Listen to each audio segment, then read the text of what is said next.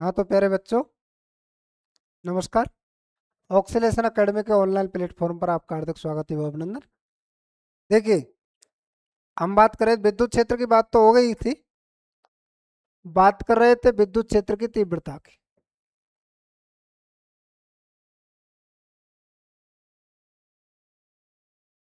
तीव्रता विद्युत क्षेत्र की तीव्रता की बात कर रहे थे। इंटेंसिटी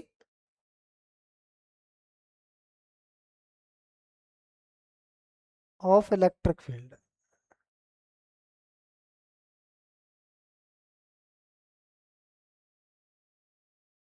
ऑफ इलेक्ट्रिक फील्ड, विद्युत क्षेत्र की तीव्रता क्या होती है?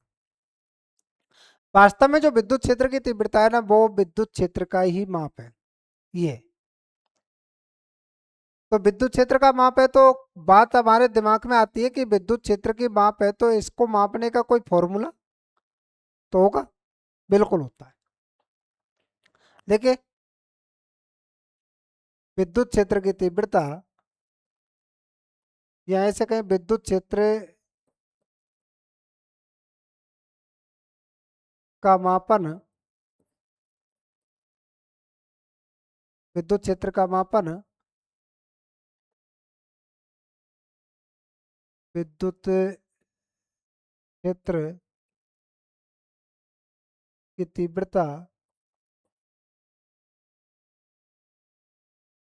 द्वारा किया जाता है। किया जाता है।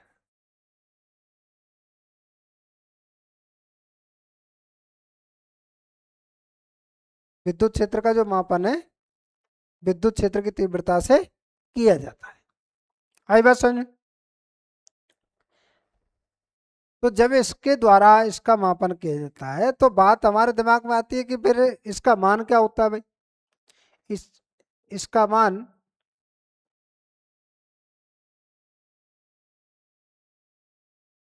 एकांक धनावेश पर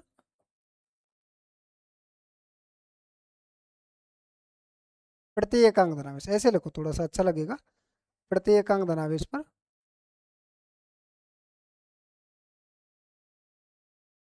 प्रति एकांक धनावेश पर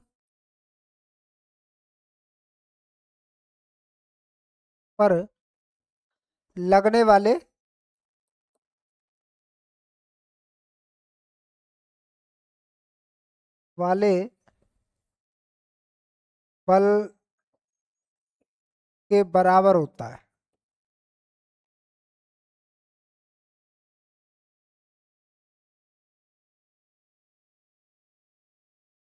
प्रति एकांक धनावेश पर लगने वाले बल के बराबर होता है।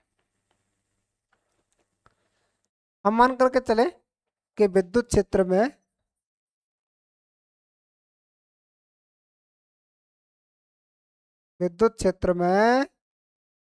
स्थित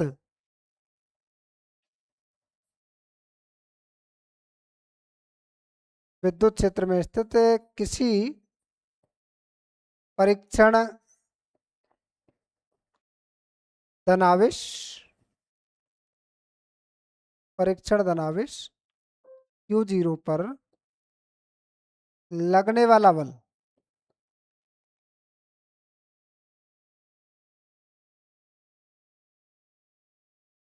लगने वाला बल F है, तो लगने वाला बल F है, तो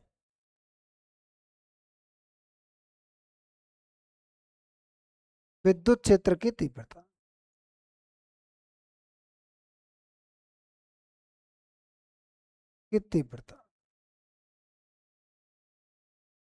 क्या होगी भाई? विद्युत क्षेत्र की तीव्रता देखिए क्या होती है।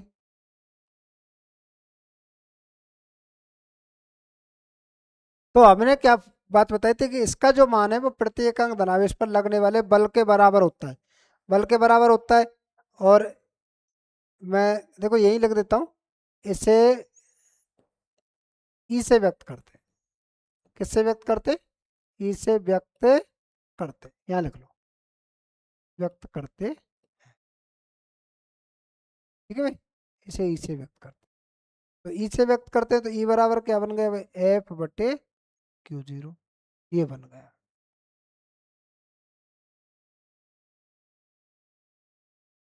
ये निकल करके आ गया।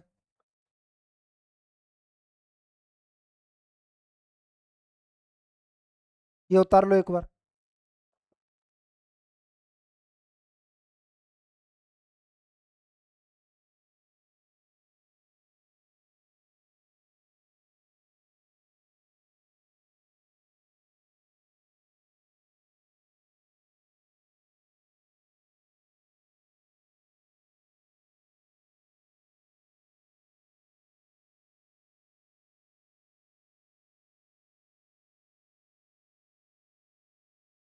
नोट कीजिए।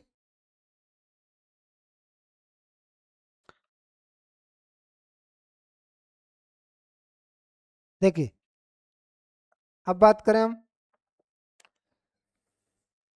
कि ये जो क्यू जीरो है ना, जिसको परीक्षण आवेश करें, परीक्षण आवेश जो क्यू जीरो है, ये है परीक्षण आवेश।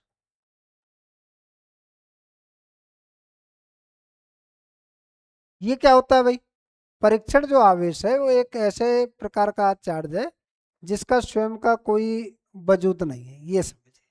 स्वयं का वजूद नहीं है मतलब कि इसकी वजह से दूसरा जो आवेश है उस पर लगने वाला जो विद्युत क्षेत्र है वो नग्न होता है, यानी इसके विद्युत क्षेत्र का उसके उस पर कोई प्रभाव नहीं पड़ता है।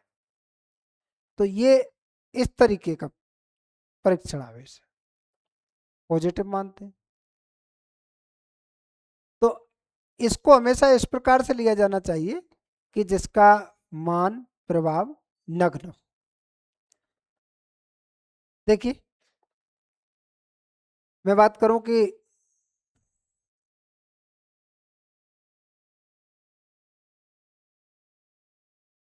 यहां परीक्षण आवेश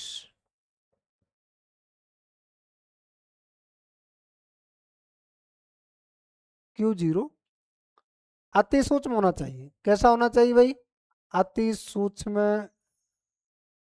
होना चाहिए, अति सूक्ष्म होना चाहिए। जिससे क्या होगा भाई, जिससे विद्युत क्षेत्र की तीव्रता, जिससे विद्युत क्षेत्र की तीव्रता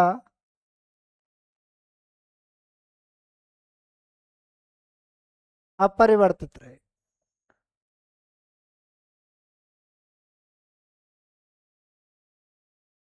अपरिवर्तित रहे,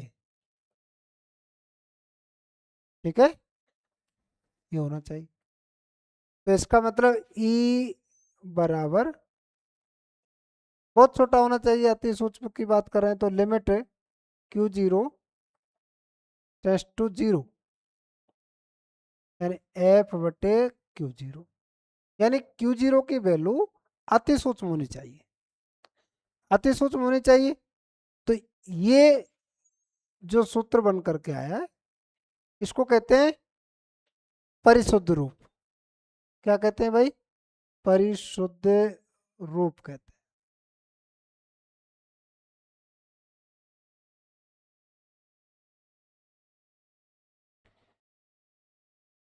अब बात आती है कि ये सदिश राशि है अदिश राशि है।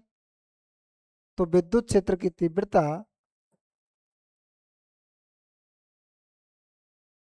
क्षेत्र की तीव्रता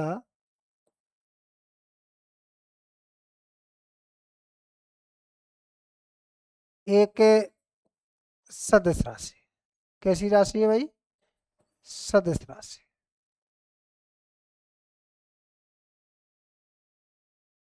एक सदिश राशि है। जब ये सदिश राशि है तो इसका सदिश रूप क्या होगा, तो सदिश राशि है तो सदिश रूप, सदिश रूप ई वेक्टर बराबर, ई वेक्टर बराबर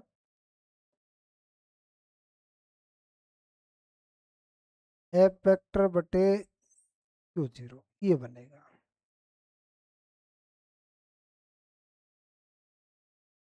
नोट कीजिए।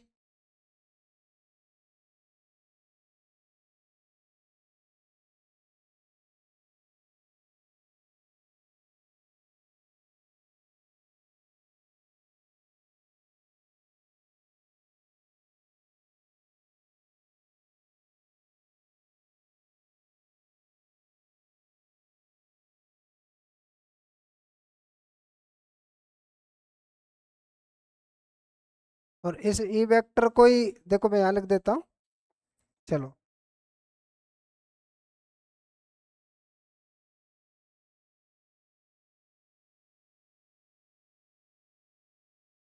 ई वेक्टर को ही क्या कहते हैं भाई?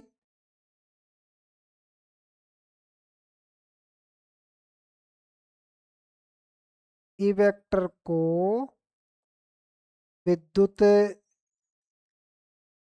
क्षेत्र सदिश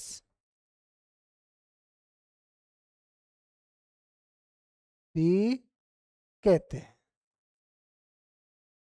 विद्युत क्षेत्र सदिश भी कहते हैं ई वेक्टर को। आई बात समझ में? क्या कहा जाता है? ई वेक्टर को विद्युत क्षेत्र सदिश भी कहा जाता है। अब ये बात हमारे दिमाग में आ गई कि ये एक सदिश राशि है, तो सदिश राशि की तो सर दिशा भी होती है। बिल्कुल होती है। तो इसकी दिशा क्या होगी? चलिए, इसकी दिशा क्या होगी? जिसकी दिशा,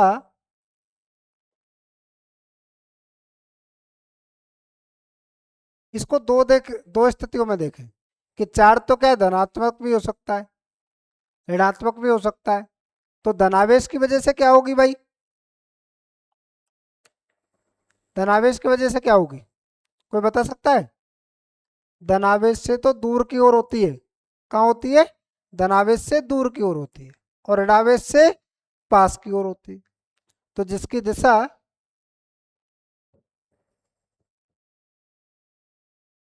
मैं यहाँ लिख देता हूँ नंबर 1 2 डाल करके, धनावेश से दूर की ओर,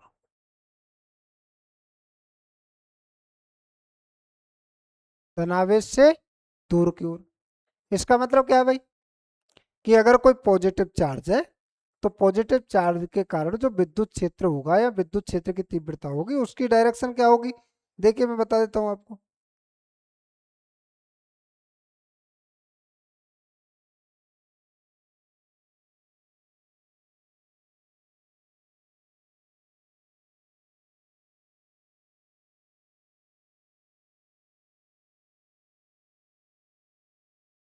और यहाँ पर कोई पॉजिटिव चार्ज है, और ये विद्युत क्षेत्र की तीव्रता की डायरेक्शन, ये पॉजिटिव चार्ज था, तो इसकी वजह से विद्युत क्षेत्र की तीव्रता की डायरेक्शन ये हो गई। और अगर मैं कहूं कि ऋणावेश है, ऋणावेश के कारण, ऋणावेश से पास की ओर,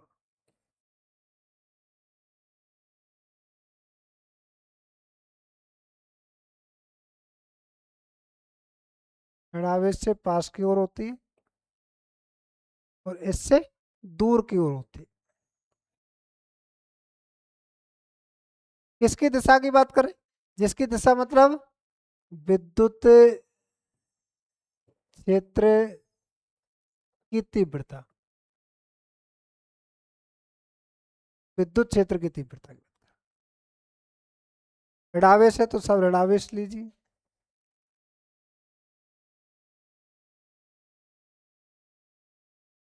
कि यहाँ पर कोई नेगेटिव चार्ज रखा हुआ है, ठीक है, तो इसकी वजह से क्या डायरेक्शन होगी भाई? ऐसे इधर होगी, पास की ओर।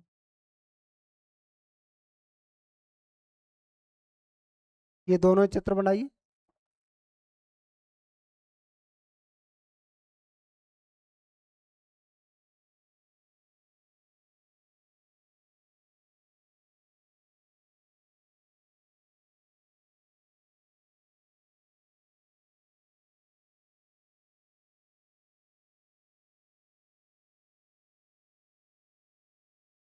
देखो एक चीज और दिमाग में बिठा लेना कि जो विद्युत क्षेत्र की तीव्रता जिसको कह रहे हैं ना, वो विद्युत क्षेत्र ही है। विद्युत क्षेत्र कहें, विद्युत बल कहें, ये भी तो बल है। इकाई धनावेश पर लगने वाला बल है। तो विद्युत क्षेत्र, विद्युत क्षेत्र की तीव्रता, ये कंफ्यूज होने की जरूरत नहीं है, हम इसको आगे विद्युत क्षेत्र भी कहेंगे। ठीक है, ये अपने दिमाग में सेट कर लो। अब हम बात करें कि सर ये तो हो गई कि भाई पॉजिटिव चार्ज की वजह से विद्युत क्षेत्र की तीव्रता की डायरेक्शन क्या होगी, नेगेटिव चार्ज की वजह से विद्युत क्षेत्र की तीव्रता की डायरेक्शन क्या होगी।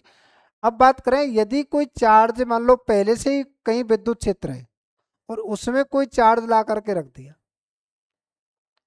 तो उसकी वजह से उस पर फोर्स लगेगा।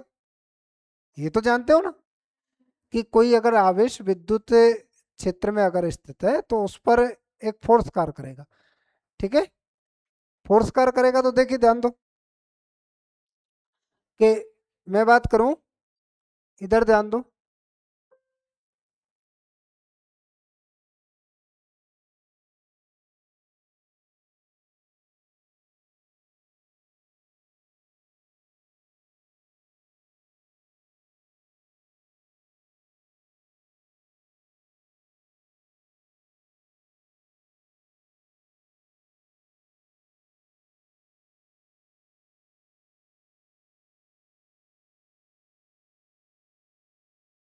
ये मैंने मान लिया कि ये विद्युत क्षेत्र है। ठीक है भाई, ये क्या है, विद्युत क्षेत्र है। इस दिशा में विद्युत क्षेत्र है और यहां पर मैंने ला करके रख दिया पॉजिटिव चार्ज को। किसको ला करके रख दिया, पॉजिटिव चार्ज को, पॉजिटिव आवेश को रख दिया। तो इस पर जो बल कार्य करेगा उसकी दिशा क्या होगी, तो उसकी जो डायरेक्शन होती है ना, इस पर जो बल लगेगा उसकी विद्युत क्षेत्र की दिशा में ही डायरेक्शन होगी, इधर विद्युत क्षेत्र की दिशा है। अब देखिए कि ये विद्युत क्षेत्र की तीव्रता,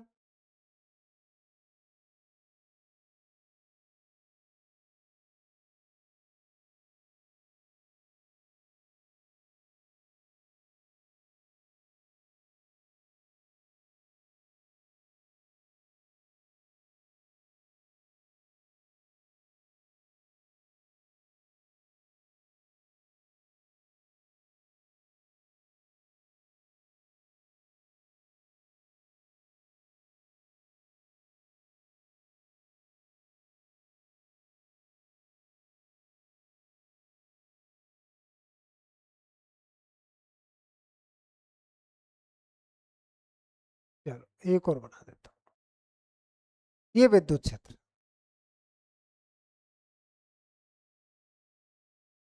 इसकी डायरेक्शन भी ऐसी।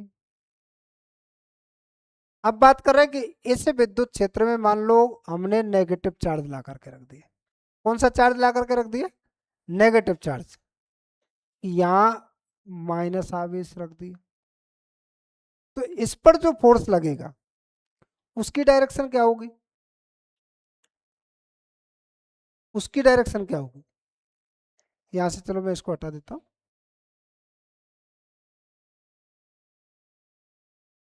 मान लो यहां रख दिया मैंने। ठीक है, ये तो इस पर क्या डायरेक्शन होगी, बल की क्या दिशा होगी। इस पर जो बल कार्य करेगा ना, वो, ये तो विद्युत क्षेत्र की दिशा है इधर। ठीक है, ये दिख रहा है, ये विद्युत क्षेत्र है। और इस पर जो बल कार्य करेगा वो विद्युत क्षेत्र के विपरीत दिशा में कार्य करेगा। ये इधर विद्युत क्षेत्र की दिशा, इसके विपरीत कौन सी, ये डायरेक्शन। तो इधर जो फोर्स कार्य करेगा इस पर विपरीत दिशा। तो ये तो है, दो स्थितियों में देख रहे हैं कि धनावेश पर,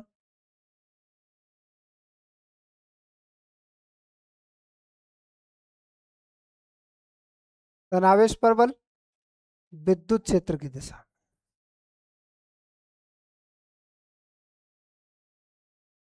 विद्युत क्षेत्र की दिशा में, किधर देख रहे हैं, विद्युत क्षेत्र की दिशा में। और ऋणावेश पर जो बल है दूसरा किसके लिए, ऋणावेश पर, ऋणावेश पर बल विद्युत क्षेत्र के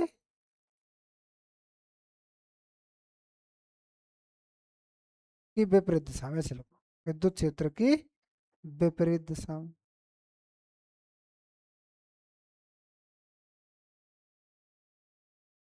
आई बात है, विद्युत क्षेत्र की विपरीत दिशा में।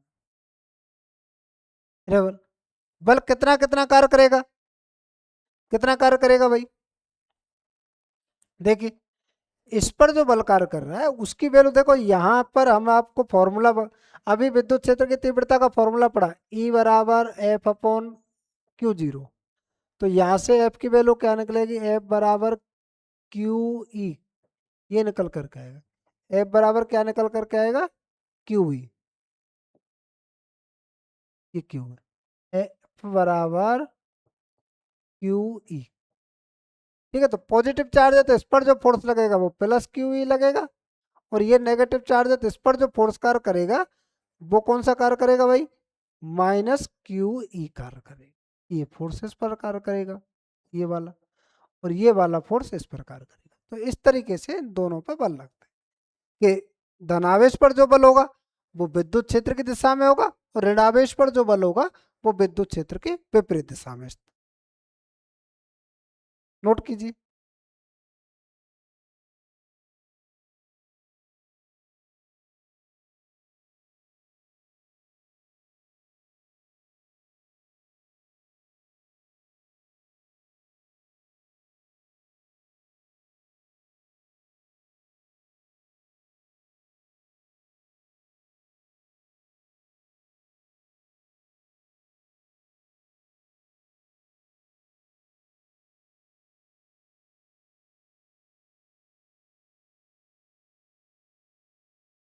देखिए,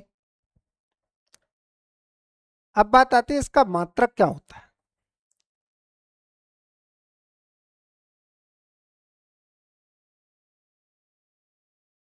विद्युत क्षेत्र की तीव्रता का मात्रक, क्या मात्रक होता है जी? देखिए, फॉर्मूला क्या था हमारे सामने, ई बराबर एफ अपॉन क्यू जीरो, ये फॉर्मूला था। क्या मात्रक बनेगा भाई, ऐसा ही मात्रक की बात कर रहा है। ठीक है, और मैं पहले ही बता चुका हूँ, यहाँ सबसे पहले जब लिखना बताएंगे तो पहले ऐसा ही मात्रक की बात करेंगे। तो एफ का क्या होता है भाई, न्यूटन। आवेश का क्या होता है भाई, कूलम। तो क्या बन गए, न्यूटन प्रति कूलम। क्या बना, न्यूटन प्रति कूलम, ये बन गए। एक अन्य मात्रक और होता है, अन्य मात्रक, अन्य मात्रक क्या है, आप पढ़कर क्या है पहले, क्या नहीं पढ़ा कहीं, कहीं नहीं पढ़ा, पढ़ेंगे दूसरे चैप्टर में। वो कौन सा मात्रक है भाई, वो वोल्ट प्रति मीटर होता है। वोल्ट प्रति मीटर, क्या कहते हैं, वोल्ट प्रति मीटर, ये वोल्ट प्रति मीटर। विमा की बात करें, विमा की बात करें, एक बार नोट कर लीजिए इसको।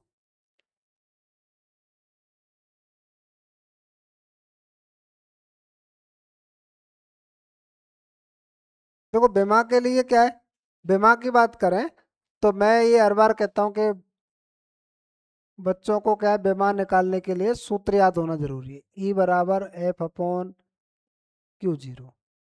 ठीक है, अब विमा निकालें, एफ क्या है भाई, बल है, बल की विमा आप पढ़ कर के आए। ठीक है, बल की विमा क्या होती है, M one L one T minus two, ये बल की विमा। और इसकी आवेश की क्या होती है भाई, ए वन टी वन, ये आवेश की। इसको सॉल्व करेंगे, एक लाइन में लिखना है ऊपर ले जा करके। तो एम ऊपर अकेला ही है तो एम वन हो गए, एल यहाँ अकेला ही है तो एल वन है, टी ऊपर बैठा है, एक नीचे भी बैठा है, ऊपर माइनस के, नीचे वाला और ऊपर जाएगा तो क्या हो जाएगा, माइनस में हो जाएगा, और माइनस में हो जाएगा तो ये दो पहले से एक और चला गया तो कितने हो गए, -3। ये ए भी नीचे बैठा है प्लस का, ऊपर ले जाना है, ऊपर ले जाएंगे तो प्रकृति चेंज हो जाएगी, प्रकृति तो माइनस में आ जाएगी, प्लस का है तो बदल दीजिए, तो क्या बन जाएगा, A-1 बन जाएगा। तो ये इसकी बेमा निकल करके आ जाती है।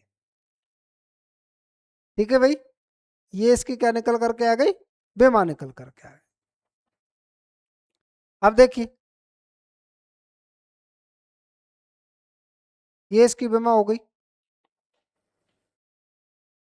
तो ये तो थी बेटा विद्युत क्षेत्र की तीव्रता, उसके मात्रक, विमा, उससे में रखे हुए किसी आवेश पर लगने वाला बल, ये सारी चीजें आपने यहां तक देख ली। अब बात करेंगे कि किसी बिंदु आवेश के कारण विद्युत क्षेत्र की तीव्रता कैसे निकाली जाती है, कि अगर कोई बिंदु आवेश है उसके कारण विद्युत क्षेत्र की तीव्रता क्या होगी।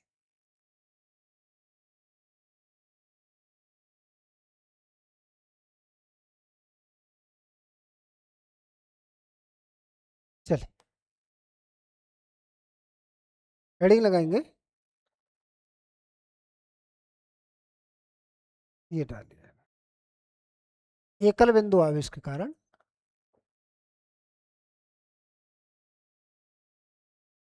बिंदु आवेश के कारण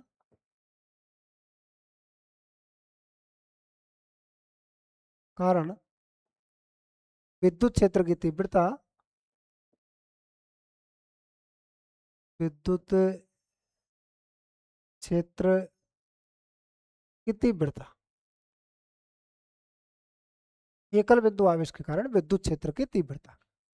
ठीक है, एकल बिंदु आवेश के कारण विद्युत क्षेत्र की तीव्रता।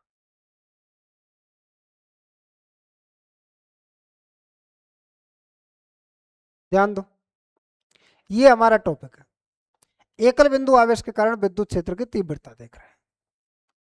तो एकल बिंदु आवेश के कारण विद्युत क्षेत्र की तीव्रता देखेंगे, इसका मतलब क्या है कि कोई, ये मानकर चलिए कि कोई चार्ज है, मतलब ये पॉजिटिव क्यू ले लिया मैंने, ठीक है, ये बिंदु आवेश, इसकी वजह से, इस बिंदु आवेश की वजह से, और ये मान लिए कि ये पी दूरी पर, वो सॉरी स्मॉल आर दूरी पर एक बिंदु पी बैठा है।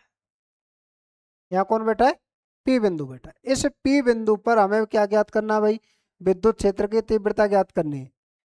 ठीक है, कि कोई बिंदु आवेश है क्यू, उससे स्मॉल आर दूरी पर स्थित बिंदु पी पर हमें क्या करना है, विद्युत क्षेत्र की तीव्रता ज्ञात करनी है।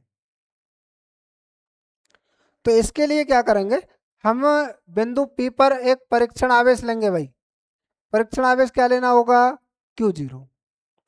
ठीक है,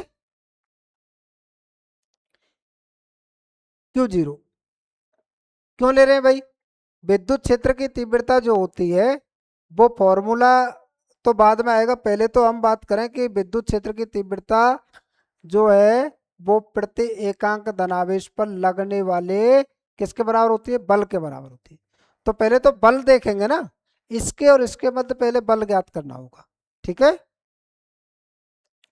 तो हम लेकर के चलते हैं, माना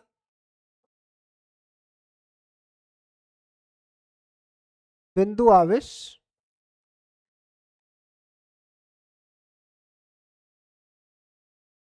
Q से स्मॉल आर दूरी पर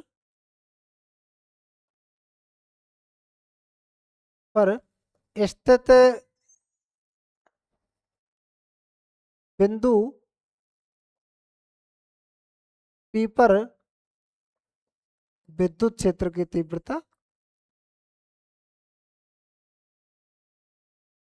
विद्युत क्षेत्र की तीव्रता यहाँ लिख रहा है, ज्ञात करनी है। इसके लिए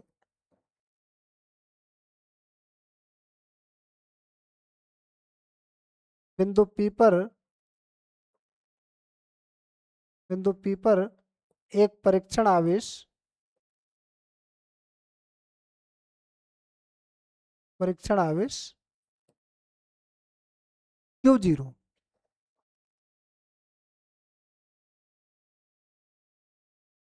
मान लेते हैं। क्या कर लेते हैं? मान लेते हैं। ठीक है भाई, कि क्या करेंगे कि हम मान करके चले कि बिंदु आवेश Q से स्मॉल r दूरी पर स्थित बिंदु P पर विद्युत क्षेत्र की तीव्रता ज्ञात करनी, ये मान करके चल रहे हैं। इसके लिए क्या करना है, बिंदु P पर एक परीक्षण आवेश Q0 लेंगे। ठीक है, मानेंगे। और मानने के बाद क्या करेंगे, सबसे पहले हमें क्या करना है, परीक्षण आवेश जो Q0 है उसके, और देखिए इधर ध्यान दो, परीक्षण आवेश जो Q0 ना उसमें, और प्लस Q जो चार्ज है उसके मध्य लगने वाला बल देखेंगे। ठीक है, बिंदु आवेश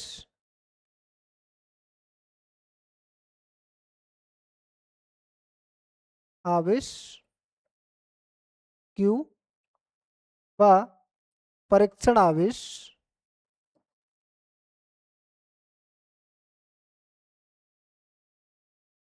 Q0 के मध्य लगने वाला बल।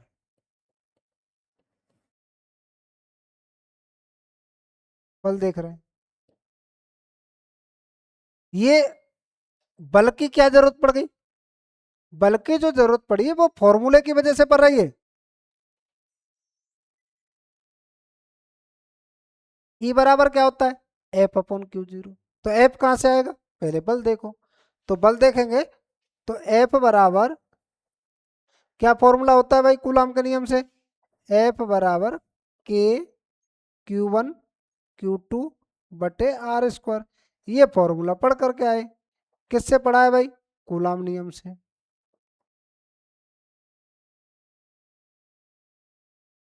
कूलॉम नियम से पढ़ा है, तो याद रख दीजिए कि कांस्टेंट है, Q1 क्या मान लेता हूँ Q को, और Q2 क्या मान लेता हूँ Q0 को। इनके मध्य की डिस्टेंस क्या मानी, आर, तो आर स्क्वायर हो गई। इसको कह देता हूं मैं समीकरण नंबर 1, नोट कीजिए, इसको मैंने कह दिया समीकरण नंबर 1।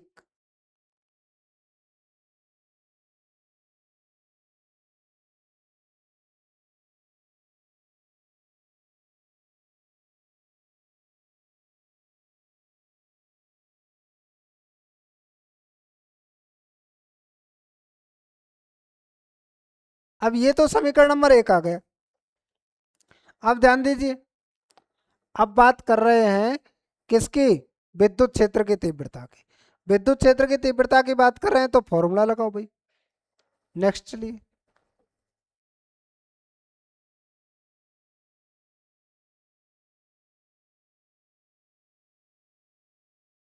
विद्युत क्षेत्र की, या तो ये लिख लीजिए विद्युत क्षेत्र की तीव्रता की परिभाषा से, या खाली विद्युत क्षेत्र की परिभाषा से, ऐसे लिख लो, विद्युत क्षेत्र की तीव्रता की परिभाषा से, है ना, जिससे आपको कंफ्यूज ये नहीं रहे कि भाई क्या निकाल दे, परिभाषा से। तो परिभाषा से निकाली भाई, क्या निकलेगा, क्या परिभाषा थी, उस परिभाषा में ई बराबर क्या था, एफ अपॉन Q0 था। ये समीकरण नंबर क्या हो गया, 2। समीकरण 2 में एक से क्या रखना है भाई, मान रखने पर रख दो भाई, एफ की वैल्यू रख देते हैं यहाँ। तो ई बराबर, एफ की वैल्यू क्या थी, के क्यू Q0 बटे आर स्क्वायर, और नीचे भी क्या है यहाँ Q0। तो ये Q0 से Q0 कैंसिल हो जाएगा, Q0 से Q0 कैंसिल हो गया।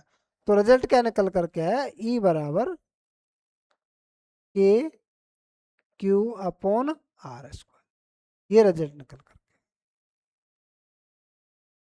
ये हमारा फाइनल रिजल्ट निकल कर, नोट कीजिए। और इसको ऐसे भी लिखा जा सकता है, इसको ऐसे भी लिख सकते हो, या ई बराबर के की जगह पे वैल्यू रख देता हूँ 1/4 पाई एप्सिलॉन नॉट, और क्यू बटे आर स्क्वायर, ये ऐसे लिख सकते हो। कोई दिक्कत किसी को?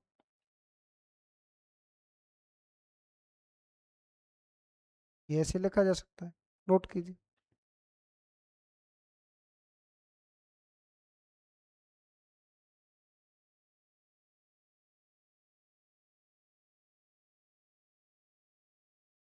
नोट करो फटाफट।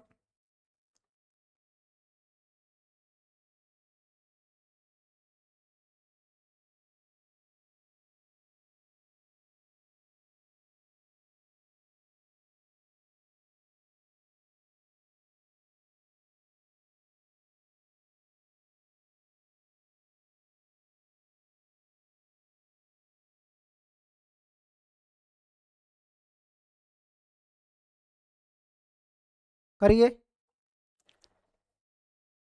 समझ में तो आ रहा है ना?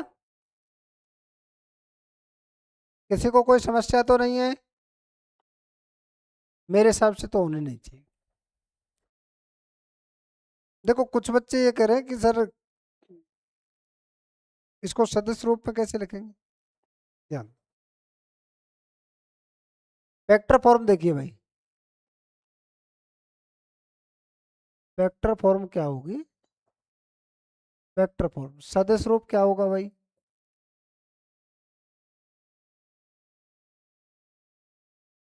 देखो ई सदिश राशि है, ये पहले बात हो गई, ठीक है।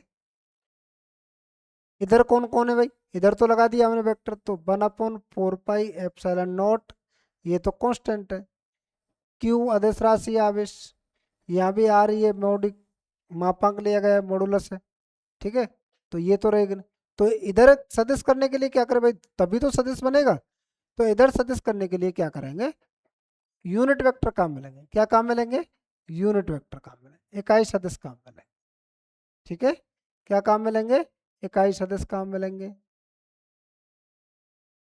चलो उतारी, ये सदिश रूप हो गए।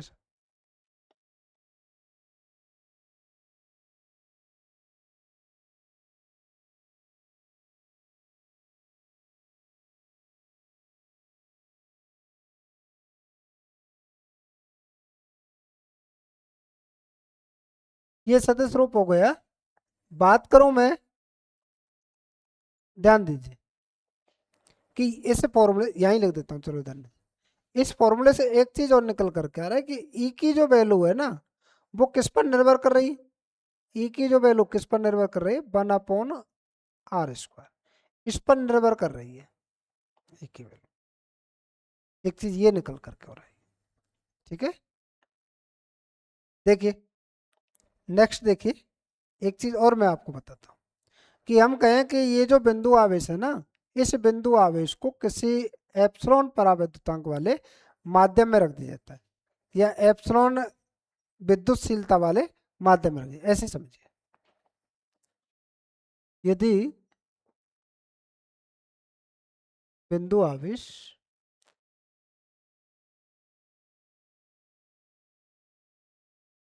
Q को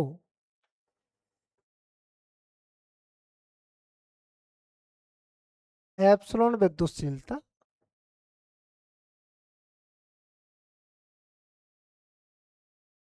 शीलता वाले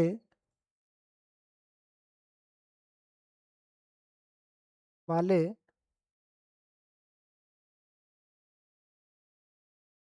माध्यम में रख दिया जाए, रख दिया, सॉरी, दिया जाए, तो विद्युत क्षेत्र की तीव्रता या विद्युत क्षेत्र कहें,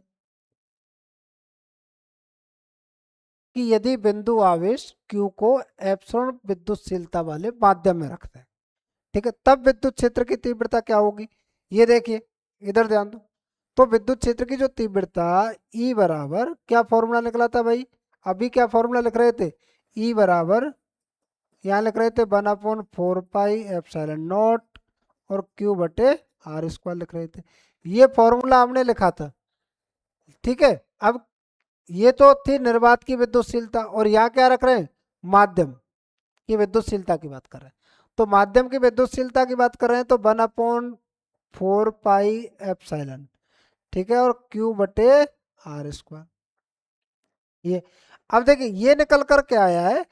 इसको निकलने के बाद आप अगर बात करें तो देखिए एक फॉर्मूला आपने पढ़ा है, क्या फॉर्मूला पढ़ा है साहब, हम जानते हैं कि बी नो दैट, क्या पढ़ करके आए भाई, क्या पढ़ करके, ठीक है, क्या पढ़ करके आए कि एप्सिलॉन आर बराबर एप्सिलॉन बटे एप्सिलॉन नॉट, ये पढ़ करके आए। तो यहां से एप्सिलॉन का मान क्या निकल करके आएगा कि एप्सिलॉन आर एप्सिलॉन नॉट, या एप्सिलॉन नॉट एप्सिलॉन आर ऐसे लिख लो, वो एक ही बात है, कोई दिक्कत नहीं, ठीक है। कैसे भी लिख सकते हो कि सर हमको तो ये पढ़ा है, ऐसे कंफ्यूज मत हुआ करो, है ना। गुणन है, और गुणन क्या होता है, क्रम में नहीं होता, ये पढ़ करके आए थे। इस वैल्यू को मैं यहाँ पुट कर देता हूँ, कर दीजिए साहब, क्या वैल्यू निकलेगी, इसको मैं हटा देता हूँ यहाँ से, ठीक है, हटा दी। तो ये इसलिए क्या वैल्यू बन जाएगी, अरे यार क्या लिख रहा हूँ, इसलिए तो ई बराबर 1/4 pi epsilon naught epsilon R, ठीक है, और यहाँ क्या बनेगा बेटा, Q बटे आर स्क्वायर, ये बन जाएगा। अब एक चीज ध्यान दीजिए, ये निकल करके आया तो इसमें से आपको कुछ नजर आ रहा है क्या, कुछ दिख रहा है इसमें, देखिए कि यहां से मैं अगर देखना शुरू करूं, यहां से देखना शुरू करूं, ये वैल्यू दिख रही मुझे तो। ये मीडियम के लिए लिख रहे हैं ना, तो यहाँ एम लगा लेना है ना, ठीक है, मीडियम के लिए लिख रहे हैं तो यहाँ एम लगा लेना, ई एम कर देना इसको, ठीक है। यहाँ पर ये वैल्यू 1/4 पाई एप्सिलॉन नॉट और Q बटे आर स्क्वायर, ये वैल्यू तो किसकी होती है, ई की होती है सर, यानी जो निर्वात में है। ई की वैल्यू मतलब जो निर्वात में था, तो ई एम बराबर ये वैल्यू किसकी निकल करके आई, ई की, बटे में क्या बच गया भाई, एप्सिलॉन आर। तो ये नया रिलेशन और आ गया तुम्हारे साथ। कि जो माध्यम की विद्युतशीलता, वो माध्यम के जो विद्युत क्षेत्र की तीव्रता है वो निर्वात की विद्युत क्षेत्र की तीव्रता का 1/एप्सिलॉन आर गुना होती है, ये कह सकते हो। ये बल में भी निकला था फॉर्मूला, आपको ऐसा ध्यान है, एफ एम बराबर एफ बटे एप्सिलॉन नॉर एप्सिलॉन आर,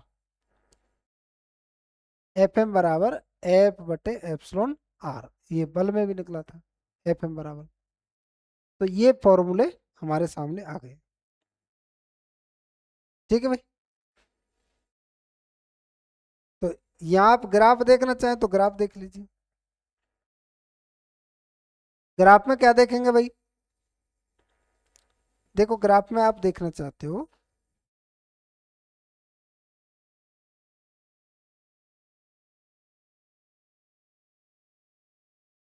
देखिए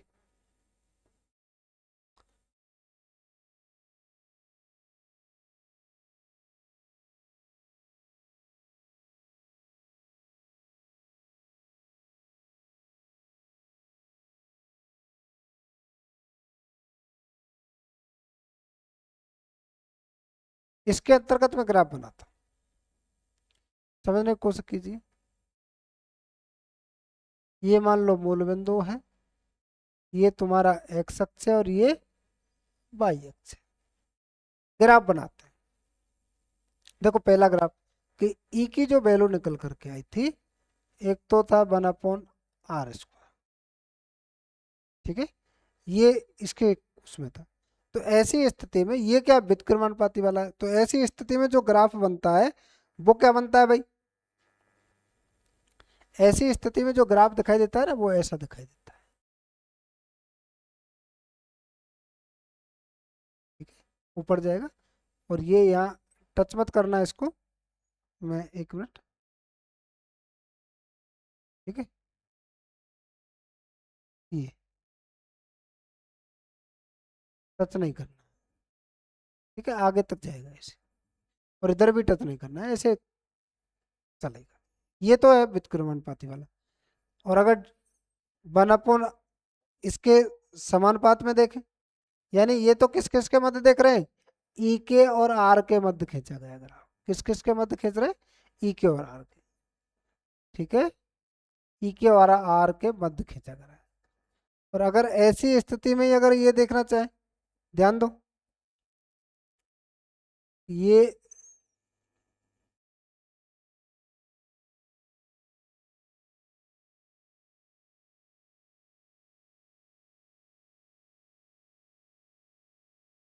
ये सब ग्राफ हम खींचना चाहते हैं 1/r² के और ई के मध्य, तो क्या बनेगा सर, तो डायरेक्ट प्रोपोर्शनल हो गए, डायरेक्ट प्रोपोर्शनल हो गए, तो ऐसी स्थिति में ग्राफ क्या बनता है भाई, ऐसी स्थिति में क्या ग्राफ बनता है, डायरेक्ट ही जाता है, ठीक है, ऐसी स्थिति में ये ग्राफ बनेगा। तो ये दो स्थितियों में ग्राफ आप देख सकते हो, बना सकते हो, नोट कीजिए, बनाओ।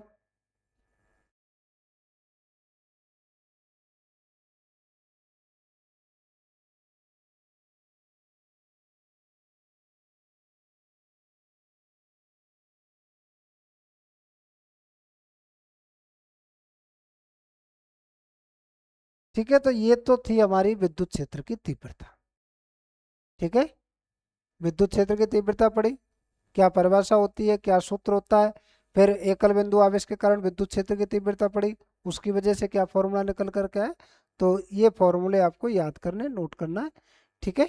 आज के लिए बेटा इतनी क्लास होगी, ठीक है, बाकी नेक्स्ट क्लास में मिलेंगे, ठीक है, राधे राधे, जय श्री कृष्ण।